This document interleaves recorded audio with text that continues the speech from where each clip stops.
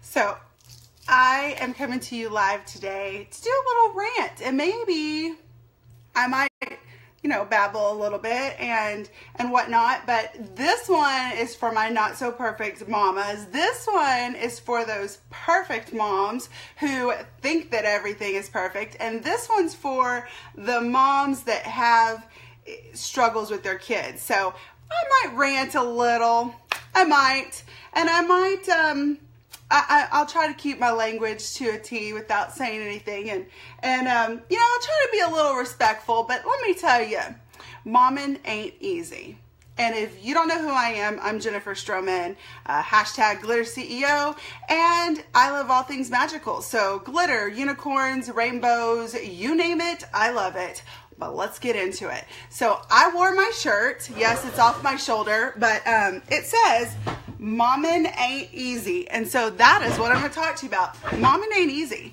And I got to tell you, I don't know the last time I was in a grocery store or in a doctor's office or something, and there's a toddler. So let's talk about little kids. So the little kids, and they're acting up, right? Like they're being these little toots. And, back whenever I was raising the little ones, it was not an issue for me to, you better wait till when we get home. Have you ever heard just wait till we get home, or wait till we get to the car, or that look that mamas give, and it stops them, right? Most of the time it stops them, but we see some of these kids that other mamas have in these places, and you're kind of like, oh man. Or how about an airplane? Now kids, granted, sometimes kids are just gonna be kids, right? But let's just talk about the kid that won't stop and is bugging everyone, and their parents won't do anything, and it just racks your brain. Why are you not taking care of your kid, right? Where with me, when I had toddlers and I had kids like that, all I had to do was give them that look. You know that look? If you know that look, drop me a number 1. The mom look. You give them that look and they know. They don't want to go in a dressing room. They don't want to go in the car. They don't want to wait till they get home. They don't want mama's look. They also don't want to get in any type of trouble when they are out in public, because they know they're going to get it, especially if dad gets involved. But let's talking about Mommin. It's tough because when they're little, you have a lot more control over them. You can tell them no, and they might do it anyways, but they get grounded and it takes care of it. Some kids, you just look at them wrong and they're like, I'm done, right? I mean, you hear me?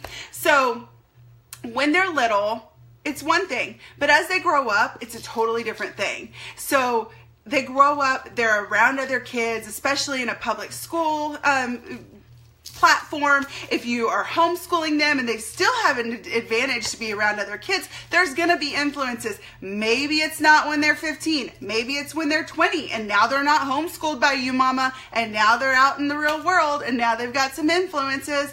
What the heck is my point? Mommin ain't easy. You never know what you're going to get. We didn't come with a manual. Nobody told us the yes and the no's and the goods and the bads and what's going to happen and what to expect and how to handle something. No one told us. And we may have been raised one way, but let me tell you, everything my kids have done, maybe a handful of things have been things that I did. Otherwise, it's all new territory for me. And you never know whether or not this kid's going to be a criminal, or this kid's going to be the president, or this kid's going to be amazing. You don't know what these kids are going to be like. You just don't. And let me preface that it doesn't matter how you raise them. Once they get out in the real world, they get to choose who they want to be. You could raise them in the church, and the moment they walk out of that church, they don't believe in God anymore. Or you could raise them in the church and then be like, well, I don't understand why they went out and did this thing. Well, you know what? Sometimes they just do. It's not your fault. So moms, hear me clearly. It's not your fault. It's okay to be upset about it. It's okay to wonder what the heck you did wrong, because that's natural. As moms, when we have something happen with our kids, we're like, what the heck did I do? Where did I go wrong? How did this kid not know how much I love them? How does this kid not understand all the things that I've done for them? I carried them in my stomach for 9 months. I cooked them to a T. I went through all this labor pain. I've done all these things. I've sacrificed. I didn't go do this, or I didn't go do that, or I gave up this. And us as moms, we do a lot. Can I get a amen? Hands up. We do a lot for our kids. We give up so much. And more so, if you are a young mom, you give up a lot. Sorry, I'm a young mom. I get it. Totally get it. You know, there's these moms, my friends that I went to high school with, and they're just having kids, and they've got toddlers or kids in elementary, and I'm like, girl, you have no idea. Just wait till the teenage years. You know what? I've learned a lot. Just because I was a young mom does not mean that I was not a good mom. Because let me tell you, I was. And all of us are. All of us are good moms. The problem comes, I mean, not all of us, there are some bad moms, but I'm talking about you that is on my network, because I don't think I have any bad moms in that way. We got bad moms who like wine and stuff, but not that kind of bad. And when we are looking at our kids later on and we're going, what the heck went wrong? It's not you. Cut yourself some slack. It wasn't you. Grab you a glass of wine, chill out, give yourself a good cry, but know that when you raise your kids up, at some point you got to let them go. And if you see a mom who acts like their kids are perfect and who acts like their kids don't ever do anything wrong, and you tell them something and they're like, oh, your kid did what?